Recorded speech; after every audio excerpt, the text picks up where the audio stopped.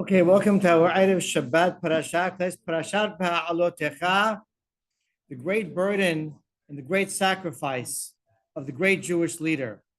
At the end of a very eventful Parashat Beha'alotecha, we have a famous incident involving the three siblings. Moshe, started in age order, Miriam, Aharon, and Moshe Rabbeinu. It's, of course, the famous scene of what we call the Lashon Hara, spoken about Moshe Rabbeinu, seemingly by both his siblings, although only one got punished. From this famous scene, there are a number of powerful subtopics that come out. One of them is the level of prophecy and distinction of prophecy of Moshe Rabbeinu from other prophets.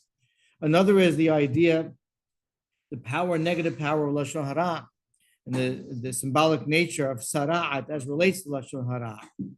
But what I want to explore this morning is the specific complaint, so to speak, that Aharon and Miriam, who were prophets in their own right, had against Moshe Rabbeinu, and how exactly HaKadosh Baruch Hu debunked their complaints, and what we can glean from that regarding the Jewish leader. So let's read together the short excerpt from the parasha, not even the entire thing.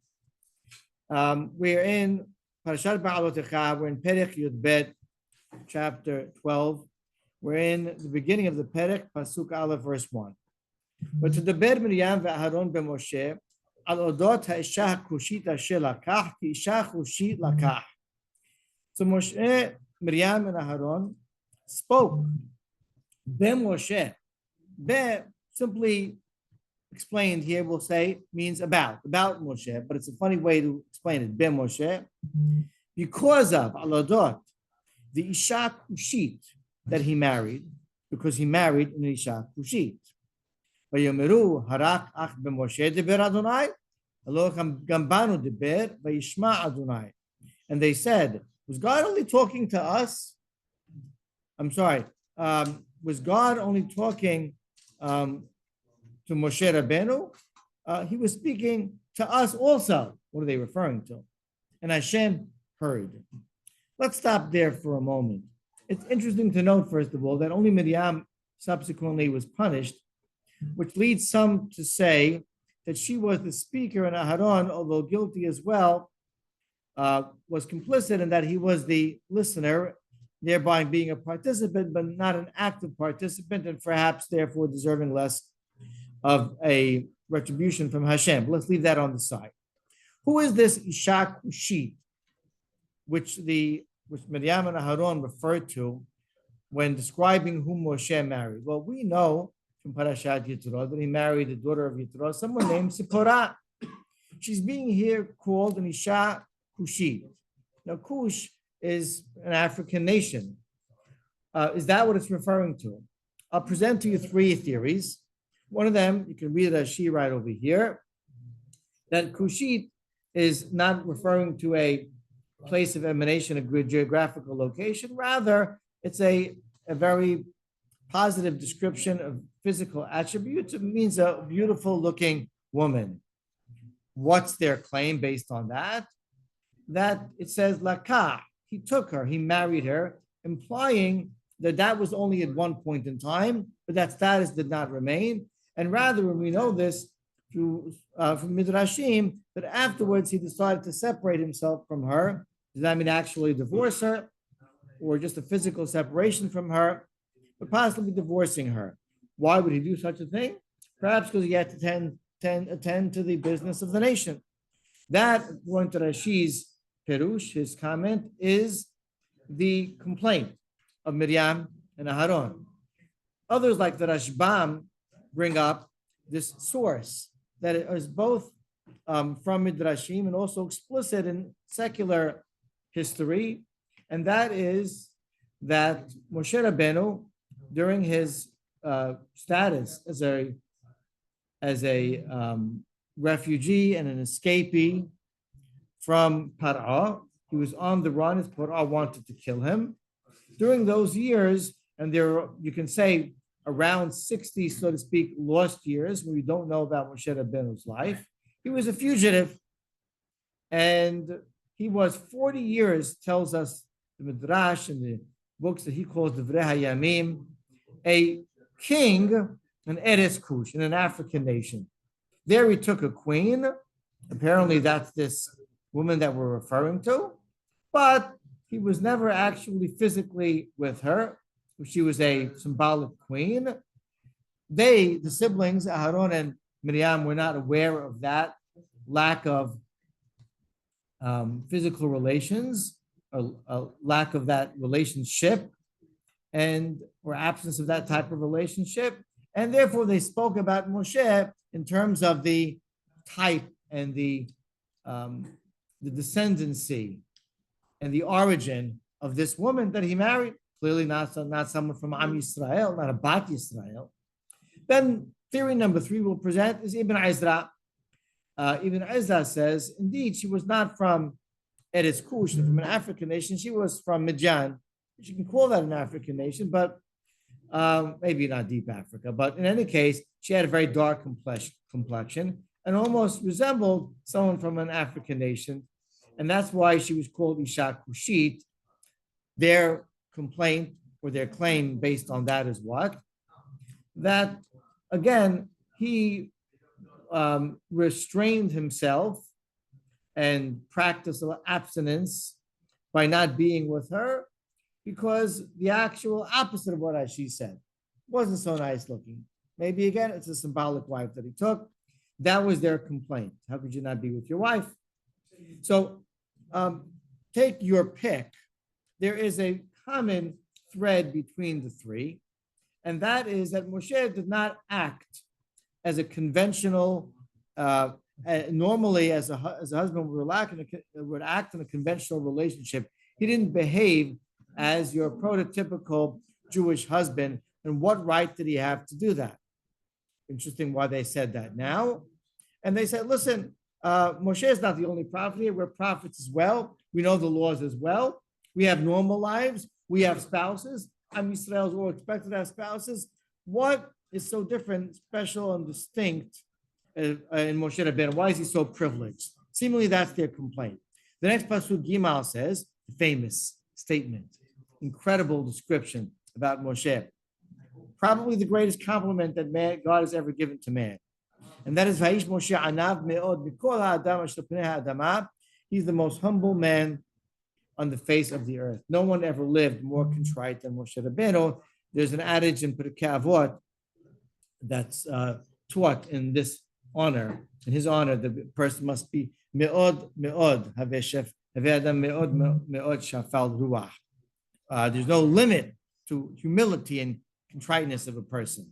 What's this doing here? Let's put that on the slide for now. And then pasuk Dalet, v'yomer Adonai pitom el Moshe ve'Aharon ve'el Miriam. And Hashem spoke suddenly. It's a key word. Let's keep that in mind. To the three of them, I want you all to meet me in the Mishkan at 12 o'clock. Making it up. And they did so. God descended in the appearance of the cloud in front of the Mishkan. And then he summons only two of them, Aharon and Miriam, and they came forward. It says they went out. They came forward. Okay, and it seems like they're in trouble, right? Next pasuk, when Hashem goes on to explain, is the distinction between Moshe Rabbeinu's prophecy and theirs, or any other prophet in history for that matter. If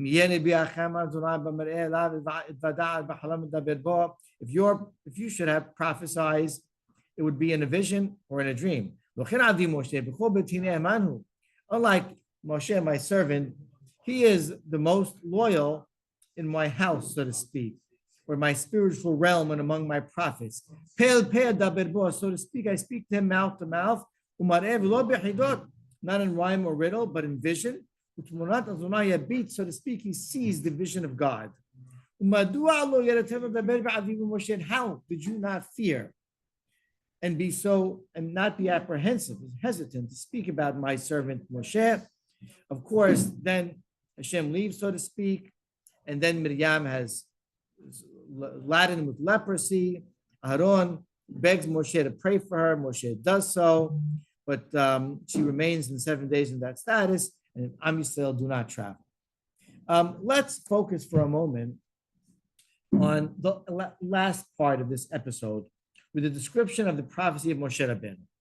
And we'll try to understand afterwards, in retrospect, what their complaint was.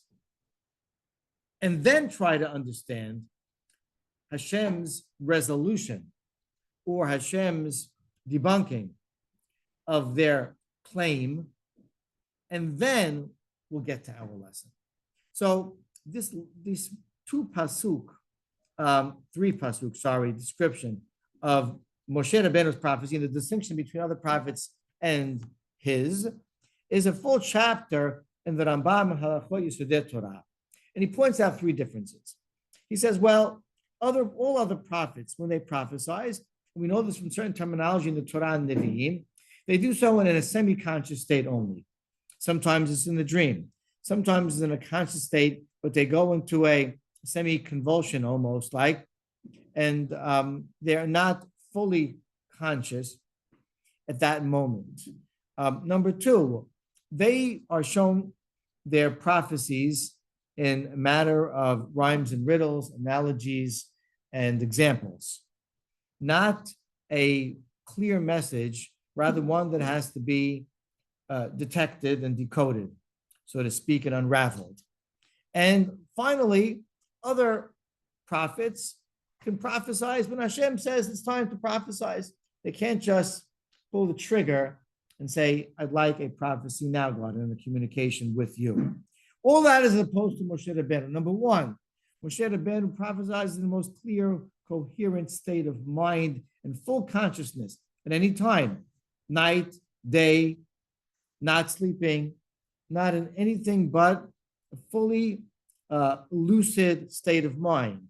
Number two, Moshe Rabbeinu gets direct messages.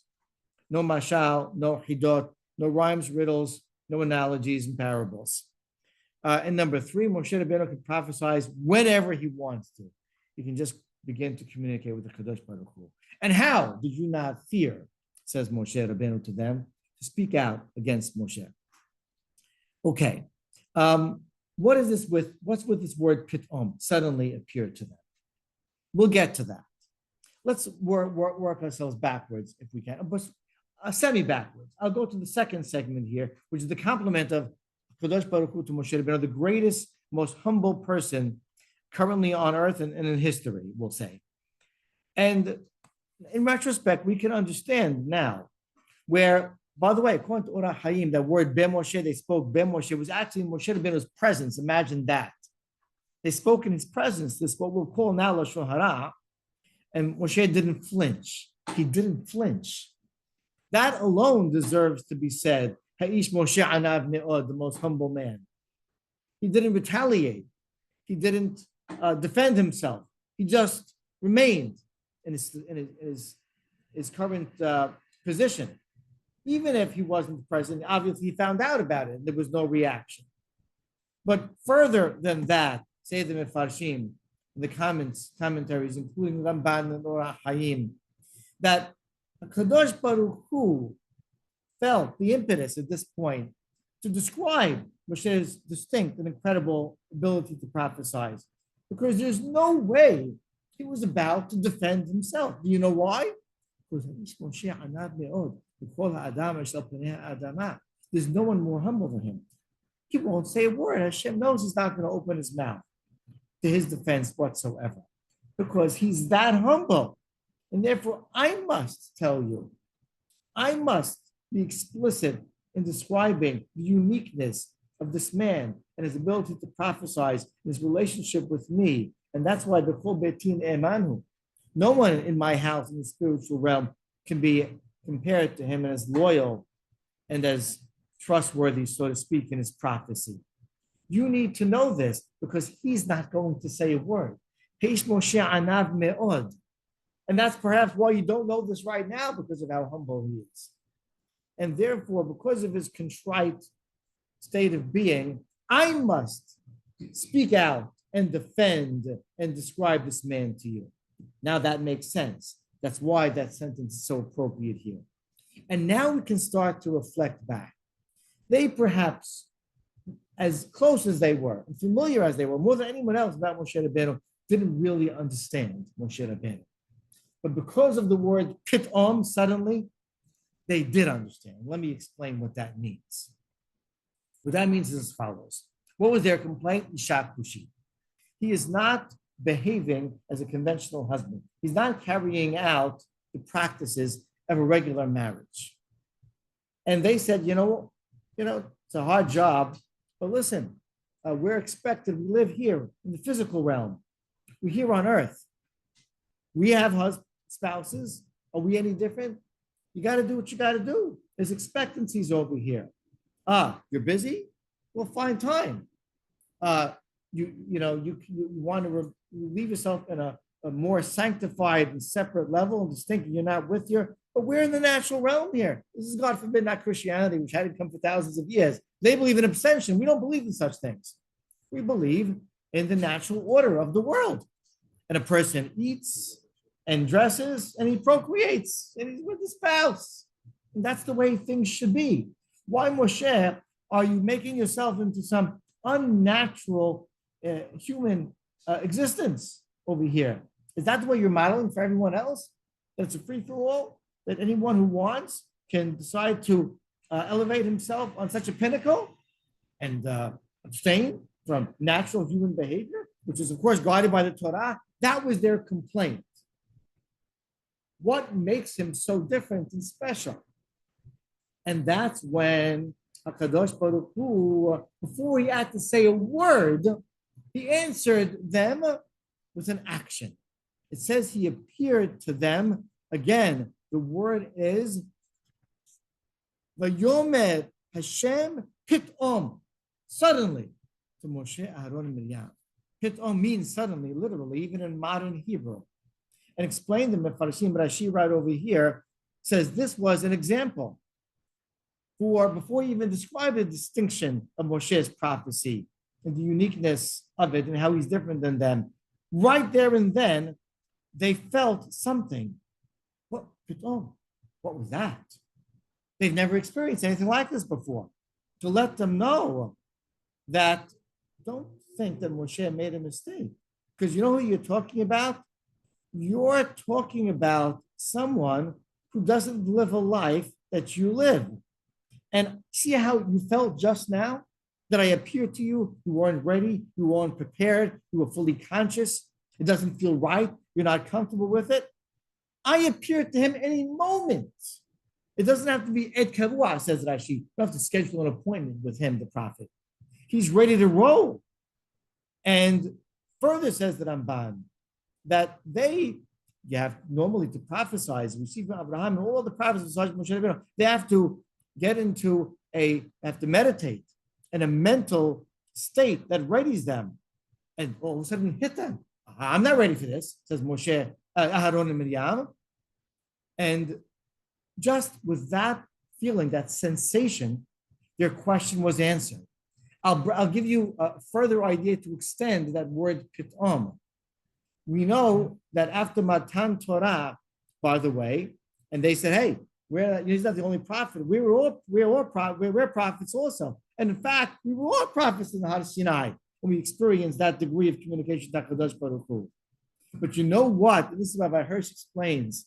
Hashem told the nation after that short period of prophecy, Shuvu lachem la'aholechem.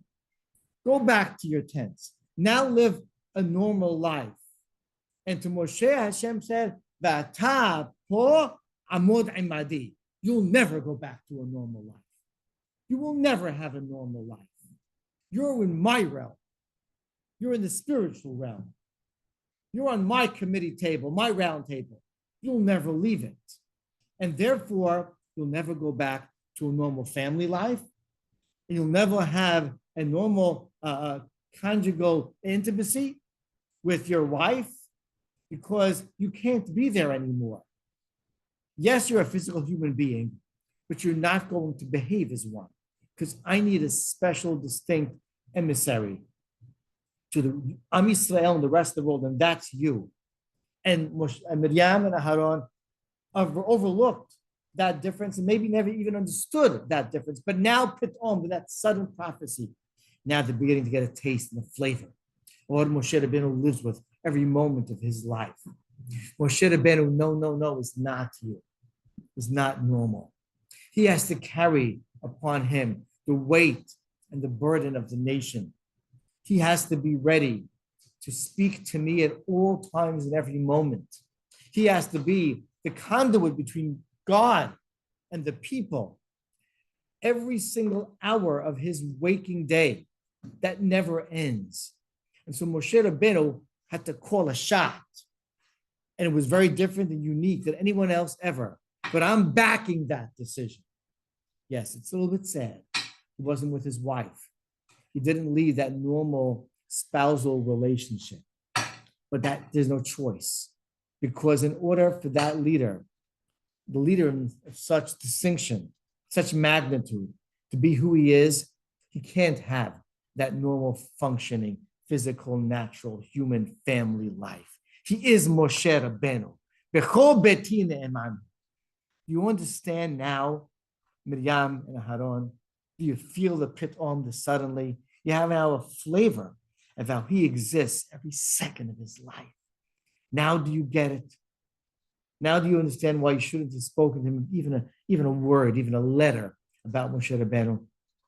And now do you understand Hashem now speaks by extension to all of Am Yisrael, for all of history, what the great Jewish leader has to go through, the burdens that he carries.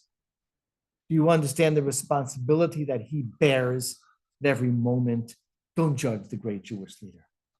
Thank the great Jewish leader. Know that he carries the burden of the nation on his shoulders.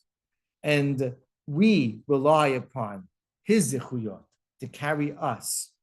And we exist. And we are protected.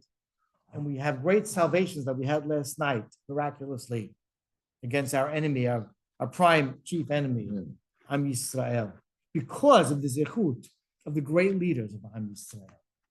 Know that, Miriam and Aharon, about Moshe Rabbeinu, the paradigm for all great Jewish leaders, but know that Am Yisrael, generally speaking, for all history and time.